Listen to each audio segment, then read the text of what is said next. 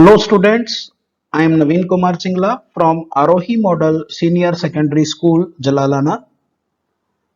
बच्चों, हमने last lecture में रिप्रोडक्शन क्या है, असेक्सुअल और सेक्सुअल रिप्रोडक्शन में क्या डिफरेंस होता है और असेक्सुअल रिप्रोडक्शन की एक टाइप फिजन के बारे में हमने पढ़ा।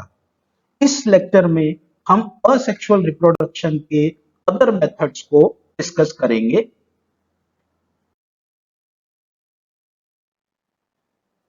Second type of asexual reproduction is budding. In budding, the daughter individual is formed from a small outgrowth arising from the parent body called bud. Budding में क्या होगा बच्चों?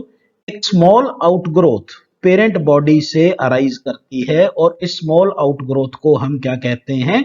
बड कहते हैं। और ये बड जो है ये ग्रो करता है और मैच्योर होके एक न्यू डॉटर इंडिविजुअल प्रोड्यूस करता है। तो इस तरह की असेक्सुअल रिप्रोडक्शन को हम बडिंग कहते हैं।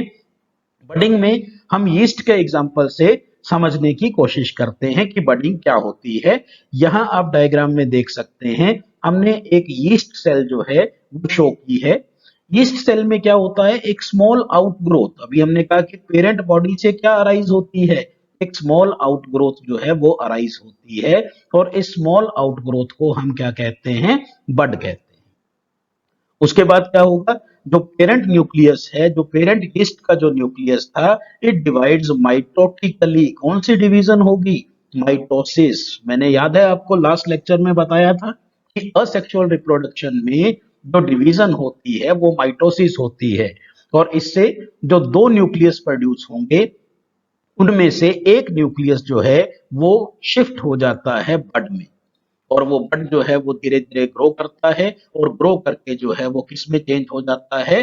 वो डॉटर यीस्ट में चेंज हो जाता है। और ये जो डॉटर यीस्ट है, ये डॉटर यीस्ट जो है it may remain attach to the parent yeast और एक कॉलोनी की फॉर्म में ये जो है एक साथ जो है वो अटैच रहेंगे, एक साथ ग्रो करेंगे। और इट मे डिटैच, ये यहां से क्या हो सकता है? सेपरेट हो सकता है और सेपरेट होकर एक न्यू इंडिविजुअल जो है उसकी तरह मल्टीप्लाई कर सकता है। बच्चों, एनिमल्स में जो बडिंग है उसको हमने दो कैटेगरीज में डिवाइड किया है। One is exogenous budding. Exogenous budding को हम एक्सटर्नल बडिंग भी कहते हैं। इस बडिंग में क्या होता है? एक्सोजीनस बडिंग में क्या होता है? एक स्मॉल आउटग्रोथ जो है वो अराइज करती है from the surface of the parent body, यानी कि जो बड बन रहा है वो बड कहां बन रहा है?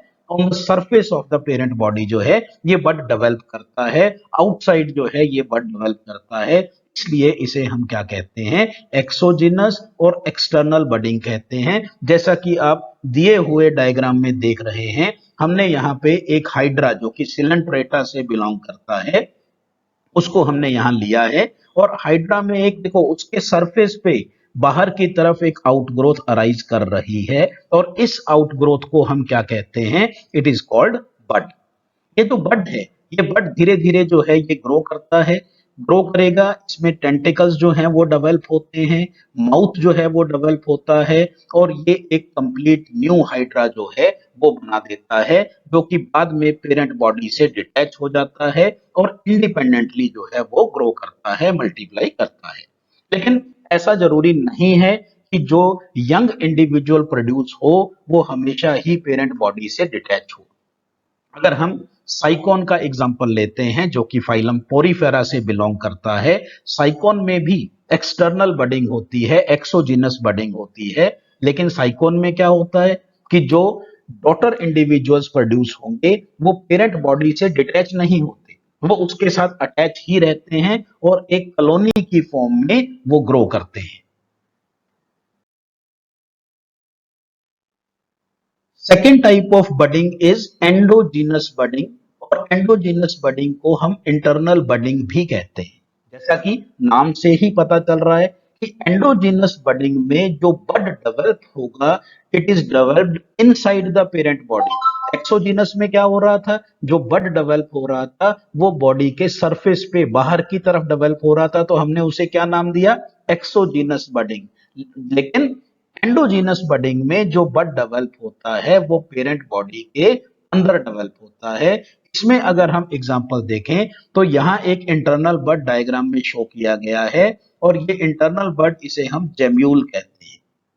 जेम्यूल जो है ये फाइलम पोरीफेरा के कुछ ऑर्गेनिज्म जैसे कि स्पॉन्जिला है उनके अंदर ये डेवलप होते हैं।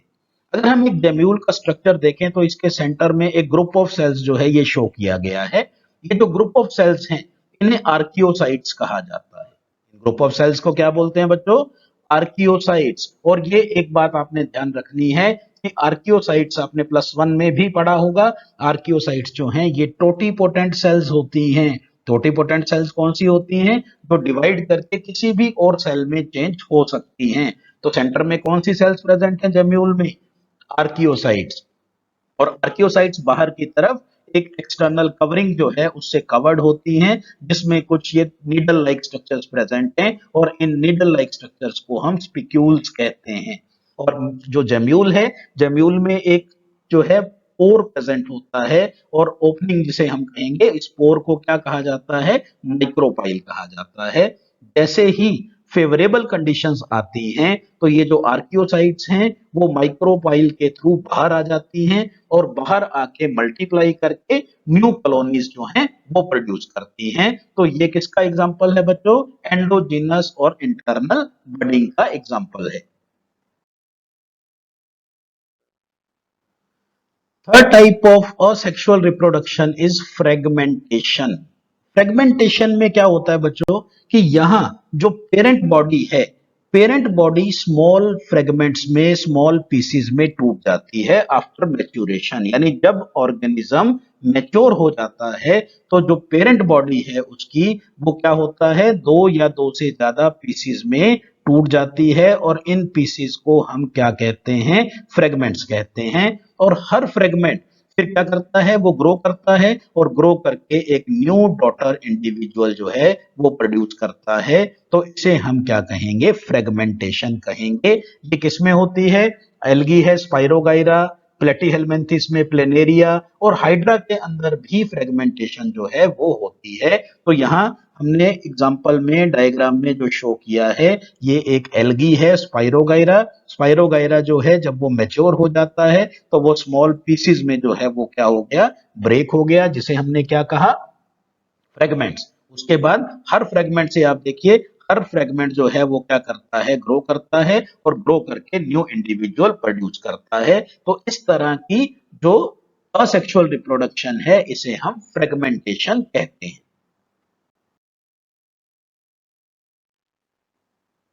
बच्चों next type of asexual reproduction is sporulation. Sporulation क्या है?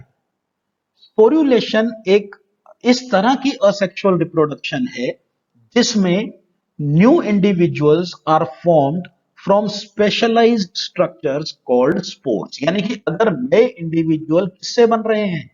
स्पोर से बन रहे हैं। तो इस तरह की असेक्सुअल रिप्रोडक्शन को हम स्पोर्यूलेशन कहेंगे। लेकिन स्पोर्स क्या है? स्पोर्स को अगर हम देखें तो ये एक तरह से जैसे प्लांट्स के अंदर सीड्स होते हैं ना बच्चों, सीड्स का क्या काम है? सीड्स कब बनते हैं? जब कंडीशंस अनफेवरेबल होती हैं तो प्लांट्स क्या प्रोड्यूस करते हैं? सीड्स प्रोड्यूस करते हैं। तो अनफेवरेबल कंडीशंस को पास आउट करने में सीड्स प्लांट्स की हेल्प करते हैं। और दूसरा, सीड्स जो है प्लांट की डिस्पर्सल में हेल्प करते हैं। और तीसरा अगर हम फंक्शन देखें तो जैसे ही फेवरेबल कंडीशंस आएंगी तो वो सीड्स क्या करते हैं? वो जर्मिनेट करते हैं और जर्मिनेट करके न्यू प्लांट प्रोड्यूस करते हैं। इसी तरह से बच्चों कुछ ऑर्गेनिज्म, लोअर ऑर्गेनिज्म, कुछ मोनेरा हैं, कुछ प्रोटिस्टा भी हो सकते हैं, एल्गी हैं, फंगस हैं, वो सीड लाइक स्ट्रक्चर्स हम कह सकते हैं, वो प्रोड्यूस करते हैं जिन्हें हम यहां स्पोर्स कहते हैं। स्पोर्स भी जो हैं वो सीड की तरह क्या काम करते हैं कि अनफेवरेबल कंडीशंस को पास आउट करने में हेल्प करते हैं, डिस्पर्सल ऑफ ऑर्गेनिजम्स जो हैं उसमें हेल्प करते हैं। और सभी स्पोर्स में एक बात आपने जो लिखनी है, वो चाहे किसी भी तरह का स्पोर हो, वो अल्टीमेटली क्या करेगा? जब उसे फेवरेबल कंडीशंस मिलेंगी, फेवरेबल सबस्ट्रेटम मिलेगा, तो वो स्पोर्स क्या करते हैं? जर्मिनेट करते हैं और जर्मिनेट करके न्यू ऑर्गेनिज्म जो है वो प्रोड्यूस करते हैं। लेकिन बस फर्क इतना है कि सीड एक मल्टी सेलुलर स्ट्रक्चर है, लार्ज साइज का स्ट्रक्चर है, जबकि जो स्पोर है वो एक माइन्यूट यूनिसेलुलर स्ट्रक्चर है। तो डिफरेंट टाइप्स ऑफ स्पोर्स जो हैं वो प्रोड्यूस होते हैं डिफरेंट ऑर्गेनिजम्स में। उसमें मेन हम कुछ स्पोर्स को डिस्कस कर रहे हैं। जैसे फर्स्ट टाइप इज जू स्पोर्स। जू स्पोर्स जो हैं ये एल्गी, फंगस, कुछ दूसरे ऑर्गेनिजम्स में भी प्रोड्यूस होते हैं। Zoo spores are thin walled spores. क्या होते हैं? थिन वॉल्ड स्पोर्स हैं और मोटाइल हैं। देखिए सबसे बड़ी बात कि ये मोटाइल हैं। मोटाइल मींस ये मूव कर सकते हैं। मोटाइल क्यों है? क्योंकि इनमें क्या प्रेजेंट है? फ्लैजेला प्रेजेंट है। फ्लैजेला जो है इनको वाटर में स्विम करने में हेल्प करता है और फ्लैजेला की हेल्प से ये क्या करते हैं? स्विम करते हैं। और इसको लिए हम इनको क्या कहेंगे? इन्हें मोटाइल कहा जाता है। तो थिन वॉल्ड हैं, मोटाइल स्पोर्स हैं और ये बनते हैं एक स्पेशलाइज्ड स्ट्रक्चर के अंदर। आप यहाँ डायग्राम में देख सकते हैं जो स्पोर्स हैं, ये जो बाहर ये सब दिखा रखे हैं ये क्या है? ये जू स्पोर्स हैं। और जू स्पोर्स जो है जिस स्ट्रक्चर के अंदर बन रहे हैं इसे हम क्या कहते हैं? इट इज कॉल्ड जू स्पोरेंजियम। तो कौन कौन से ऑर्गेनिज्म हैं जो जू स्पोर्स प्रोड्यूस करते हैं? एल्ब्यूगो, फाइटोप्थोरा, ये फंगस हैं दोनों, क्लेमाइडोमोनास, यूलोथ्रिक्स, ये एल्गी है। तो ये और भी बहुत से ऑर्गेनिजम्स हैं जो जू स्पोर्स प्रोड्यूस करते हैं। तो ये क्या करेंगे? ये स्विम करेंगे वाटर में और जैसे ही इन्हें सुटेबल सबस्ट्रेटम मिलता है तो ये क्या करते हैं? जर्मिनेट करते हैं और जर्मिनेट करके न्यू एल्गी और फंगस जो भी जो है ऑर्गेनिज्म है वो प्रोड्यूस करते हैं। Second type of spores are sporangiospores. Sporangiospores की अगर हम बात करें बच्चों तो स्पोरेंजियोस्पोर्स जो हैं ये भी थिन वॉल्ड स्पोर्स हैं, लेकिन ये नॉन मोटाइल हैं। ये अपने आप मूव नहीं कर सकते due to absence of flagella, क्योंकि इनमें क्या नहीं है? फ्लैजेला नहीं है। जू स्पोर्स में क्या प्रेजेंट था? फ्लैजेला प्रेजेंट था। वो खुद जो है वो मूव कर सकते थे। लेकिन अगर हम स्पोरेंजियोस्पोर्स की बात करें तो इसमें जो स्पोर्स हैं फ्लैजेला इनमें प्रेजेंट नहीं है, इसलिए ये नॉन मोटाइल होते हैं और ये भी एक स्पेशलाइज्ड स्ट्रक्चर के अंदर डेवलप होते हैं। इसको हम स्पोरेंजियम बोलते हैं। जब ये स्पोरेंजियम मैच्योर होता है तो ये बस्ट कर जाता है और जो स्पोर्स इसके अंदर बने थे स्पोरेंजियोस्पोर्स ये लिबरेट हो जाते हैं और विंड की हेल्प से डिस्पर्स हो जाते हैं। जैसे ही ये स्पोर्स सुटेबल सबस्ट्रेटम पे फॉल करेंगे तो आपको पता है कि जैसे ही सुटेबल कंडीशन मिलती है तो स्पोर्स में क्या होता है?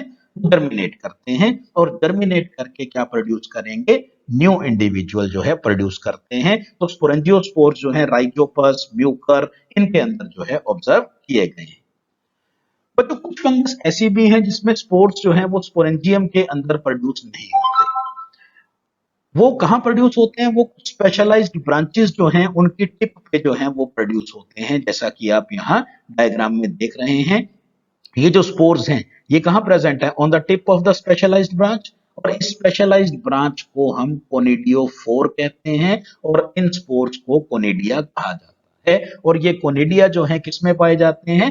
पेंसिलियम जो है या अदर एस्कोमाइसिटीज जो है फंगस उनमें ये कोनिडिया डेवलप होते हैं। और कोनिडिया में भी आपने क्या लिखना है? कोनिडिया जो है वो डेवलप कहाँ हुए? स्पेशलाइज्ड ब्रांचेस पे, जिनको हमने क्या कहा? कोनिडियोफोर। और उन जो कोनिडिया हैं ये भी क्या करेंगे? ये भी जब यहां से सेपरेट होंगे ये भी नॉन मोटाइल हैं, विंड की हेल्प से ये भी क्या हो जाएंगे? डिस्पर्स हो जाएंगे। और जैसे ही सुटेबल सबस्ट्रेटम मिलेगा तो जर्मिनेट करेंगे और जर्मिनेट करके न्यू ऑर्गेनिज्म जो है, चाहे वो पेंसिलियम है या अदर ऑर्गेनिज्म, वो प्रोड्यूस करेंगे। एक और टाइप जो है, अभी तक हमने जो तीनों स्पोर्स पढ़े वो थिन वॉल्ड स्पोर्स थे, लेकिन अब एक थिक वॉल्ड स्पोर्स की हम बात कर रहे हैं जिन्हें हम क्लेमाइडोस्पोर्स बोलते हैं। और ये क्लेमाइडोस्पोर जो है ये डेवलप होते हैं ड्यूरिंग अनफेवरेबल कंडीशंस। कि जब अनफेवरेबल कंडीशंस हैं तो कुछ एल्गी में या कुछ फंगस में, जैसे यूस्टिलेगो और अगेरिकस। अगेरिकस क्या होता है बच्चों? मशरूम। इनमें क्या होता है कि यहाँ पे माइसिलिया जो है उनमें जो साइटोप्लाज्म है वो एक जगह पे कंसंट्रेट हो जाता है। साइटोप्लाज्म कहाँ कंसंट्रेट हो जाएगा? वो एक जगह पे कंसंट्रेट हो जाता है और अपने चारों तरफ एक थिक वॉल सेक्रीट कर लेता है। तो अब इस स्पोर को हम क्लेमाइडोस्पोर कहते हैं। ये जो क्लेमाइडोस्पोर प्रोड्यूस हुआ है, क्लेमाइडोस्पोर क्या करेगा? जब तक अनफेवरेबल कंडीशन है वो ऐसा सच ही रहेगा, लेकिन जैसे ही फेवरेबल कंडीशंस आती हैं तो ये क्लेमाइडोस्पोर्स जो हैं ये क्या करेंगे, जर्मिनेट करेंगे और जर्मिनेट करके न्यू ऑर्गेनिज्म प्रोड्यूस करेंगे। तो इस तरह की रिप्रोडक्शन जिसमें न्यू इंडिविजुअल किससे बन रहा है, स्पोर से बन रहा है, इसे हम स्पोर्युलेशन कहते हैं। Next type of asexual reproduction is vegetative propagation. Vegetative propagation क्या है, the formation of a new plant from any vegetative part of the plant body is called vegetative reproduction और vegetative propagation। यानी बच्चों जनरली आपने देखा है कि हम एक न्यू प्लांट प्रोड्यूस करते हैं तो हम क्या यूज करते हैं, सीड्स यूज करते हैं। लेकिन सीड्स के थ्रू अगर हम न्यू प्लांट प्रोड्यूस कर रहे हैं तो वो एक सेक्सुअल रिप्रोडक्शन जो है वो हो जाती है। लेकिन अगर हम सीड के अलावा किसी और वेजिटेटिव पार्ट को यूज करते हैं, जैसे कि लीफ, स्टेम या रूट्स को अगर हम यूज करके एक न्यू प्लांट जो है वो प्रोड्यूस कर रहे हैं, तो इसे हम क्या कहेंगे, वेजिटेटिव प्रोपेगेशन कहेंगे। और जो स्ट्रक्चर चाहे वो रूट, स्टेम या लीव्स जिन्हें हम यूज कर रहे हैं वेजिटेटिव प्रोपेगेशन में, उन्हें वेजिटेटिव प्रोपेग्यूल्स कहा जाता है। तो इतनी बात बच्चों समझ आ गई कि अगर वेजिटेटिव पार्ट को यूज करके हम न्यू प्लांट प्रोड्यूस कर रहे हैं तो उसे क्या कहेंगे, वेजिटेटिव प्रोपेगेशन। लेकिन इसके लिए बच्चों एक कंडीशन जो आपको पता होनी चाहिए वो ये है कि जिस भी पार्ट को, चाहे रूट, स्टेम, लीफ, आप किसी भी पार्ट को यूज कर रहे हैं उसमें एक कंडीशन जरूरी है, उसमें बड का प्रेजेंट होना जरूरी है। अगर उसमें बड प्रेजेंट होगा तभी वो स्ट्रक्चर वेजिटेटिवली प्रोपेगेट कर सकता है, न्यू प्लांट प्रोड्यूस कर सकता है। अगर उसमें बड प्रेजेंट नहीं होगा तो वो वेजिटेटिव प्रोपेगेशन से न्यू प्लांट प्रोड्यूस नहीं कर पाएगा।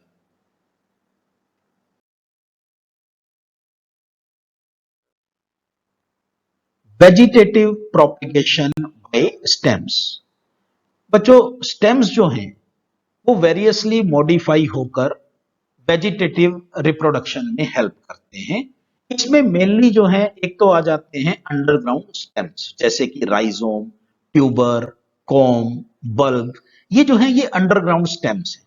और अंडरग्राउंड स्टेम्स में बच्चों कुछ कैरेक्टरिस्टिक्स कॉमन होती हैं, चाहे वो राइजोम है, चाहे वो ट्यूबर है, चाहे कॉम है। इनमें सब में अगर हम देखें तो क्या प्रेजेंट होगा, इनमें नोड्स एंड इंटरनोड्स प्रेजेंट होते हैं। क्या प्रेजेंट होते हैं, नोड्स एंड इंटरनोड्स प्रेजेंट होते हैं। जैसा कि आप ये राइजोम में देख रहे हैं, राइजोम क्या है, ये एक अंडरग्राउंड स्टेम है जो कि जिंजर, टर्मरिक, सैकरम, कैना एटसेट्रा में पाया जाता है। तो इसमें क्या प्रेजेंट है, इसमें ये जो लाइंस शो की हुई हैं, ये लाइंस क्या हैं, दीज रिप्रेजेंट नोड्स। और दो नोड्स के बीच का जो एरिया होता है इसे क्या बोलते हैं, इंटरनोड बोलते हैं। और नोड्स पे मेनली क्या प्रेजेंट होते हैं, एक्सिलरी बड प्रेजेंट होते हैं, जो कि मैंने आपको बताया कि एक्सिलरी बड, बड जो है वो प्रेजेंट होना जरूरी है फॉर वेजिटेटिव प्रोपेगेशन। और ये जो बड्स हैं ये क्या करते हैं, ये टर्मिनेट करते हैं और टर्मिनेट करके जो है न्यू ब्रांचेस जो हैं वो बनाते हैं, जो कि बाद में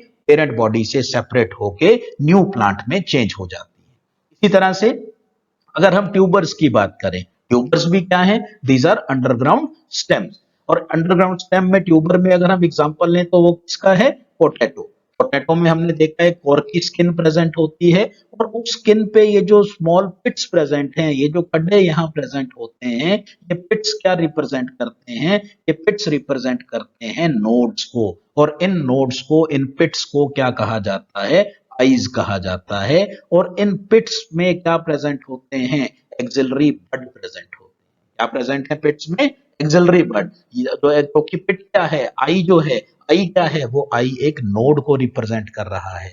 आई किसको रिप्रेजेंट करता है, नोड को रिप्रेजेंट करता है। और नोड पे क्या प्रेजेंट होते हैं, आपको बताया स्टेम पे एक्सिलरी बड प्रेजेंट है। राइजोम में भी नोड पे क्या प्रेजेंट थे, एक्सिलरी बड प्रेजेंट थे। यहाँ भी आईज जो है जो कि नोड को रिप्रेजेंट कर रही हैं, उसमें क्या प्रेजेंट है, एक्सिलरी बड प्रेजेंट है। और ये एक्सिलरी बड जो है ये क्या करते हैं, ये जर्मिनेट करके, ग्रो करके न्यू प्लांट्स जो हैं वो प्रोड्यूस करते हैं।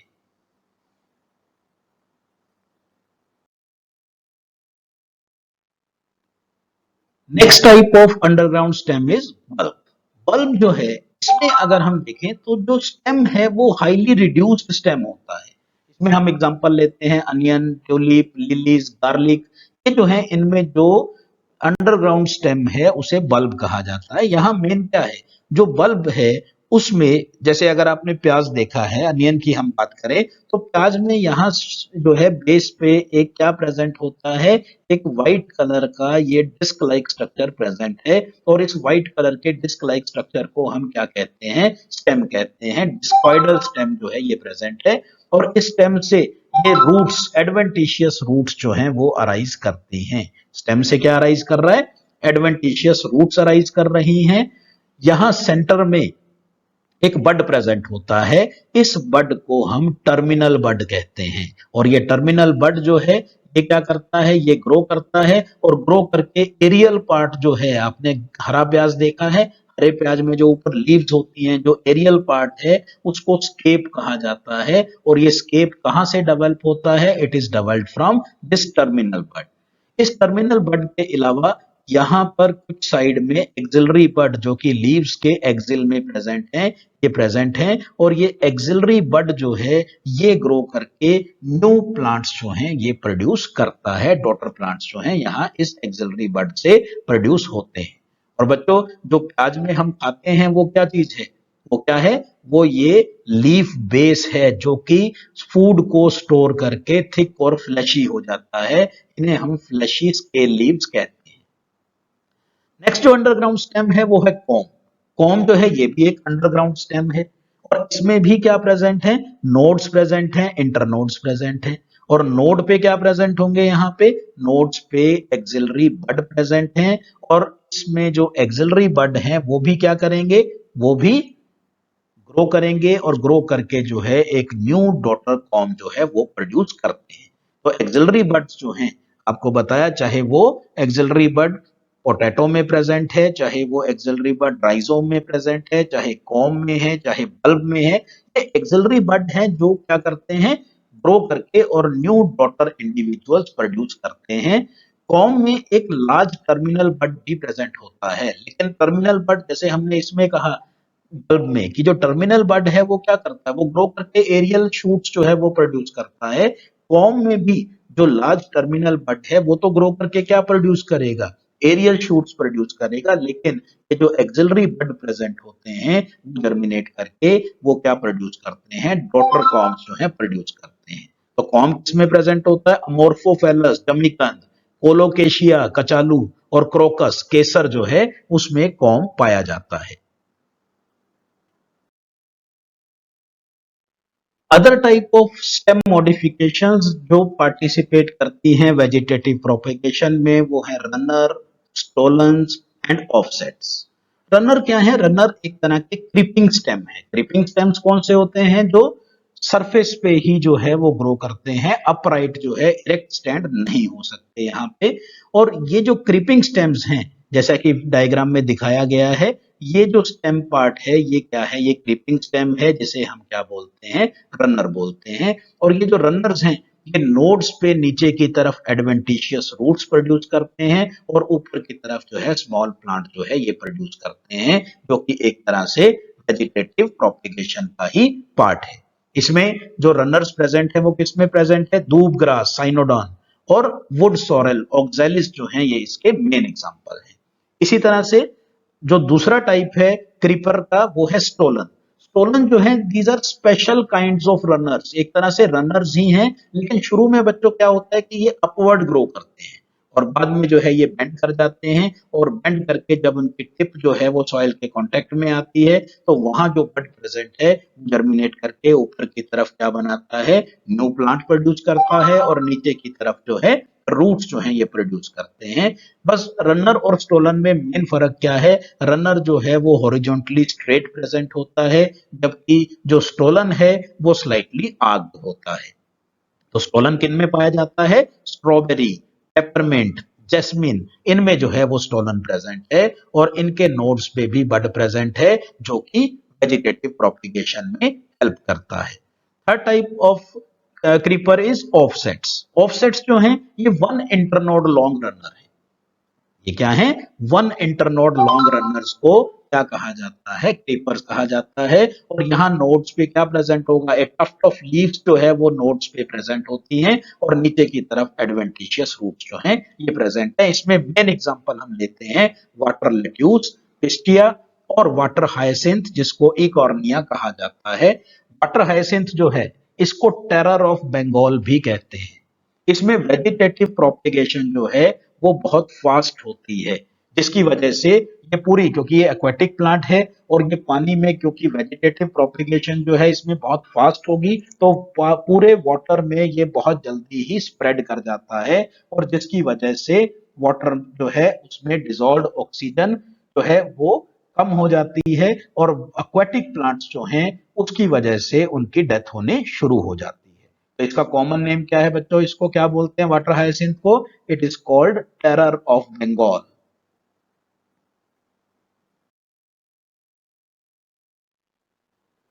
Vegetative propagation by roots.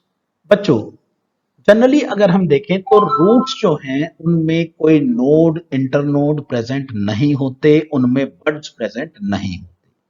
लेकिन कुछ रूट्स मॉडिफाई होकर बड्स डेवलप कर लेती हैं, जैसे कि स्वीट पोटैटो शकरकंदी जो है इसमें क्या प्रेजेंट होते हैं, बड्स प्रेजेंट होते हैं। एस्पेरेगस, डहलिया, ये जो हैं इन रूट्स में बड्स डेवलप हो जाते हैं। और आपको पता है बच्चों अगर बड प्रेजेंट है तो बड क्या करेगा, बड ग्रो करेगा और जर्मिनेट करके क्या प्रोड्यूस कर सकता है, एक न्यू प्लांट जो है वो प्रोड्यूस कर सकता है। लेकिन बच्चों आपने ध्यान रखना है सभी रूट्स को, सभी प्लांट्स की रूट्स को हम वेजिटेटिव प्रोपेगेशन में यूज नहीं कर सकते। सिर्फ उन्हीं प्लांट्स में रूट्स को वेजिटेटिव प्रोपेगेशन में यूज कर सकते हैं जिसमें क्या डेवलप होते हैं, बड डेवलप होते हैं। तो उनमें कुछ एग्जांपल हैं स्वीट पोटैटो, एस्पेरेगस, डहलिया, इनमें वेजिटेटिव प्रोपेगेशन रूट्स की हेल्प से होती है। Vegetative propagation by leave. तो बच्चों कुछ प्लांट्स ऐसे भी हैं जिनमें लीव्स पर बड डेवलप हो जाते हैं। जो बड डेवलप होते हैं वो कहां डेवलप हो रहे हैं, लीफ में डेवलप हो रहे हैं। और अगर लीफ में बड डेवलप हो जाता है तो उस लीफ को भी हम कहां यूज कर सकते हैं, उसको हम वेजिटेटिव प्रोपेगेशन के लिए यूज कर सकते हैं। जैसे कि ब्रायोफाइलम की अगर हम बात करें तो ब्रायोफाइलम जो है उसमें लीफ के मार्जिन पे, जैसा कि आप यहां डायग्राम में देख सकते हैं, ब्रायोफाइलम में लीफ के मार्जिन पे क्या डेवलप हो जाते हैं, बड्स डेवलप हो जाते हैं। और वो बड्स जो हैं वो जर्मिनेट करके न्यू प्लांट बनाते हैं जो कि डिटैच हो जाता है पेरेंट बॉडी से और एक इंडिपेंडेंट प्लांट की तरह ग्रो करता है। इसी तरह से इन एलिफेंट ईयर प्लांट बिगोनिया, इसमें भी लीफ जो है उस पे बड्स प्रोड्यूस होते हैं जो कि वेजिटेटिव प्रोपेगेशन में हेल्प करते हैं।